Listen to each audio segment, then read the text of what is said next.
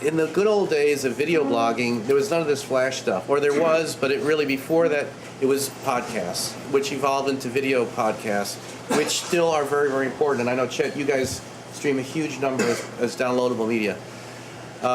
So talking about downloadable media for a minute, I wanted to ask you, Mike, first of all, you know you get subscribers, you don't know who's watching, and if you put an ad into a downloadable media, it kind of sticks there and it can't be swapped out when the car is old or a company's out of business. So what's happening with downloadable media, and how, give us an update.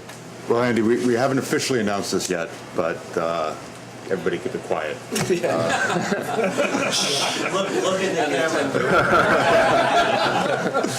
So, we found a number of things. One is that, we deal with episodic content. We deal with content that people subscribe to, and they want every new episode delivered to them on a regular basis.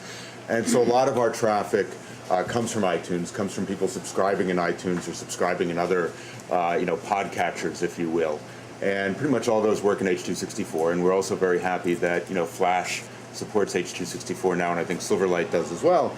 And traditionally, the problem has been that you can't really first measure, and secondly, effectively monetize downloadable QuickTime. We've spent the last 5-6 months developing some technology that allow us to do, first of all, dynamic ad insertion in QuickTime. So at the point that the video is requested, we're pinging DFP, we're pinging Dart, and we're asking, what ads should we serve into this?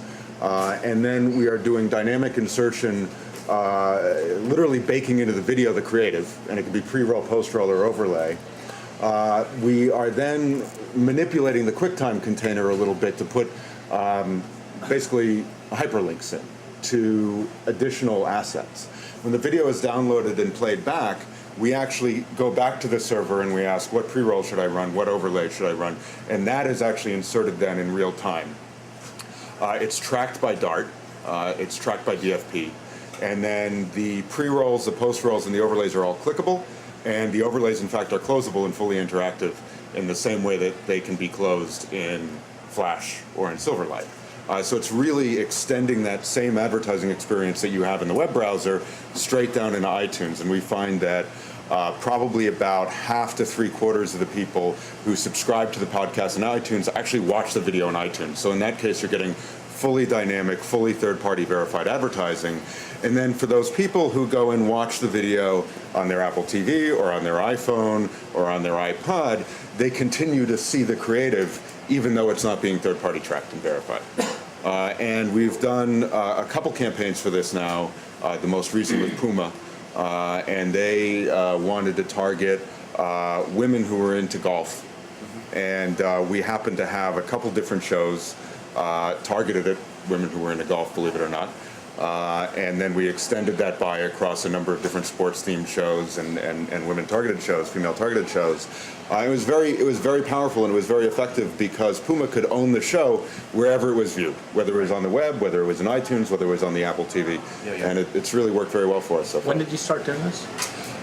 So we started doing the first actual live ads about a month ago. So, and what percentage of your viewership is via iTunes? In terms of downloadable QuickTime views, whether it's iTunes or Apple TV or whatever it may be, it's about 15-18%. Yeah, that's what I found on my show. Yep.